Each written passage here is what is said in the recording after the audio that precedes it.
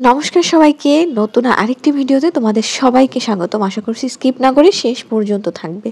তো দেখো, শীতকাল মানেই তো প্রতিদিনই বাসায় হরেক রকমের খাবারের আয়োজন।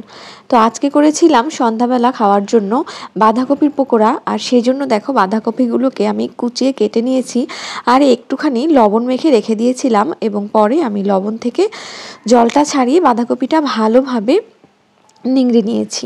এবারে আমি একে একে এর মধ্যে দিয়ে দিলাম ধনেপাতা কুচি, কাঁচা লঙ্কা কুচি, পেঁয়াজ কুচি, হলুদ গুঁড়ো, লবণ, চিনি আর চালের গুঁড়ো। এটা আমি মিক্সিতে গ্রাইন্ড করে নিয়েছিলাম। এবারে সবকিছু আলতো হাতে ভালোভাবে মেখে নিচ্ছি। দেখো, এরপরে কিন্তু আমি এর মধ্যে 2 চামচের মতো বেসন দিয়েছিলাম অফ ক্যামেরাতে। তো তারপর ভালোভাবে হাত দিয়ে আমি এটা মেখে নিয়েছি। আর এবারে দেখো, কড়াইতে তেল গরম হয়ে যাওয়ার পরে আমি এগুলোকে বড়ার শেপ দিয়ে ভালোভাবে তেলে দিয়ে দিচ্ছি। তারপর তো এক পাশ করে উল্টে নেব, ভালোভাবে ভেজে নেব। ভাজা হয়ে গেলে নামিয়ে নেব। শীতকালে এই গরম গরম বাঁধাকপির পকোড়া কিন্তু গরম ভাত, ঘি ভাতের সাথেও খেতে অনেক মজা লাগে। আর তোমরা চাইলে সন্ধ্যার নাস্তায় মুড়ির সাথেও এই পকোড়া খেতে পারো।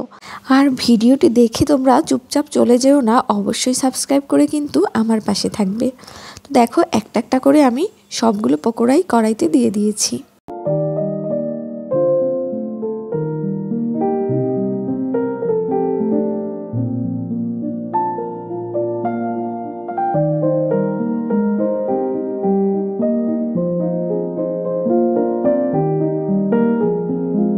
মিডিয়াম আঁচে আমি সময় নিয়ে ভালোভাবে এক পাশ করে এগুলো ভেজে নিয়েছি। তো এক পাশটা হয়ে যাওয়ার পরে আমি এগুলো উল্টে দিচ্ছি। আর এই তো দেখো, আমার দুই পাশই ভাজা কমপ্লিট। এবারে একে একে আমি সবগুলো পকোড়া নামিয়ে নেব।